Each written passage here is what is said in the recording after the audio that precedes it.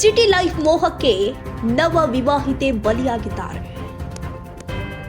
ಹಳ್ಳಿ ಜೀವನಕ್ಕೆ ಮನನೊಂದ ಚೆಲುವೆ ಸಿಟಿ ಜೀವನಕ್ಕೆ ಆಸೆಪಟ್ಟು ಇದೀಗ ಸ್ಮಶಾನ ಸೇರಿದ್ದಾರೆ.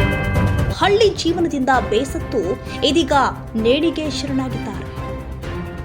ಮದುವೆಯಾದ 2 ತಿಂಗಳಿಗೆ ನವ ವಿವಾಹಿತೆ ಆತ್ಮಹತ್ಯೆ ಮಾಡಿಕೊಂಡಿದ್ದಾರೆ.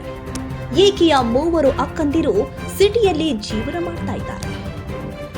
ತಾನು ಹಳ್ಳಿಯಲ್ಲಿದ್ದೇನೆಂಬ ಗಿಲ್ಟ್ ಕಾಡ್ತಾ ಇದ್ದಂತೆ ಹೀಗಾಗಿ ಆತ್ಮಹತ್ಯೆಗೆ ಶರಣಾಗಿದ್ದಾರೆ. ಸಿಟಿ ಲೈಫ್ ಮೋಹ ಹಳ್ಳಿಯಲ್ಲೇ ನವ ವಿವಾಹಿತೆ ಆತ್ಮಹತ್ಯೆ ಮಾಡಿಕೊಂಡಿದ್ದಾರೆ. ಹೊಸ ಬಾಳ ಆರಂಭದಲ್ಲೇ ಎಡವಿದ ನವ ವಿವಾಹಿತೆ ಇದೀಗ ಸ್ಮಶಾನದ ದಾರಿ ತುಳಿದಿದ್ದಾರೆ. ಹಸಿಮಣೆ ಏರಿದ 2 ತಿಂಗಳಿಗೆ ಬದುಕಿ ಅಂತ್ಯವಾಗಿ ಬಿಟ್ಟಿದೆ. ಸಿಟಿ ಲೈಫ್ ಮೋಹಕ್ಕೆ ನವ ವಿವಾಹಿತೆ ಬಲಿಯಾಗಿದ್ದಾರೆ. ಹಳ್ಳಿ ಜೀವನದಿಂದ ಬೇಸತ್ತು ಯುವತಿ ನೇಣಿಗೆ ಶರಣಾಗಿದ್ದಾರೆ. ಮದುವೆಯಾಗಿ ಆಗ್ತಾನೆ 2 ತಿಂಗಳಾಗಿತ್ತಷ್ಟೇ. ಆದ್ರೆ ಇದೆಲ್ಲದರಿಂದ ಬೇಸತ್ತಿದ್ದ ನವ ವಿವಾಹಿತೆ ನೇಣಿಗೆ ಶರಣಾಗಿದ್ದಾರೆ.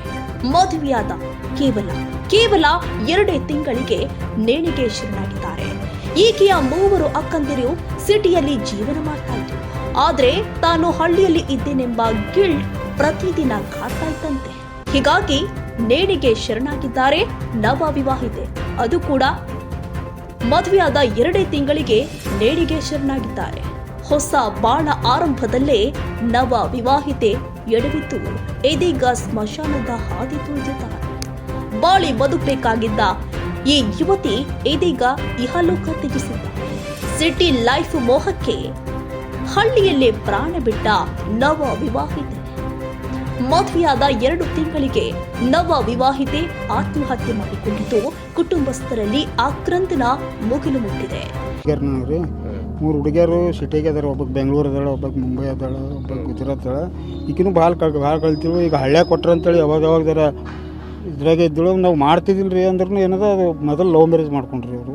ಕಾಲೇಜ್ ಹೋಗಾಗ ಅಂದಾಗಿರು ಬೇರೆ ಕಡೆ ಕೊಟ್ಟರು ಸರಿಯಾಗಿರಲ್ಲ ಅಂತೇಳಿ ಇಲ್ಲಿ ಕೊಟ್ಟೆವು. ಕೂಡ ಮಾನಸಿಕ ಮಾಡ್ಕೊಂಡು ಹಿಂಗೆ ಪ್ರೀತಿಸಿ ವಿತಿನ್ ಫ್ಯಾಮಿಲಿ ಸಂಬಂಧಿಕರಲ್ಲಿ ಮದುವೆ ಆಗಿತ್ತು. ಅದರಲ್ಲಿ 2 ತಿಂಗಳ ಹಿಂದ್ಗಡೆನೇ ಮದುವೆ ಆಗಿತ್ತು. ಯಾವುದೋ ಒಂದು ಮಾನಸಿಕ ಖಿನ್ನತೆಯಿಂದ ತೊಂದರೆಯಿಂದ ಆತ್ಮಹತ್ಯೆ ಮಾಡ್ಕೊಂಡಿದ್ದಾರೆ ಅಂತ ಹೇಳಿದರೆ ದೂರಿನ ಮೇರೆಗೆ ಪ್ರಕರಣ ದಾಖಲಾಗಿದೆ ಮತ್ತು ತನಿಖೆ ನಡೀತಾ ಇದೆ.